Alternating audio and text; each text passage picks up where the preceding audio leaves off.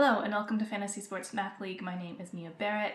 I'm going to walk you through what the first steps for a student are when they are joining Fantasy Sports Math League. So the teacher would have created a league and the league would be assigned a code and a password. That code and password is what the students need in order to get into the league. Otherwise you have people jumping into leagues they shouldn't belong in. So you have them go to Fantasy Sports Math League to join league and enter that code and password, and that will allow them to join.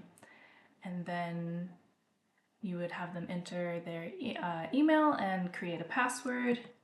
Then they would enter their name and grade to join the league. We have a brief temperature check here just so that we know a little bit about how we're doing. Students get to choose their mascot, pick their team colors, and name their team. There's a little intro video which your students can watch if they desire. We'll talk more about the drafting page in the next video, but if your student wants to change their mascot, their colors, or their team name, they can do that in the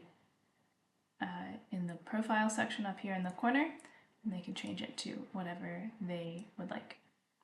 See you in the next video.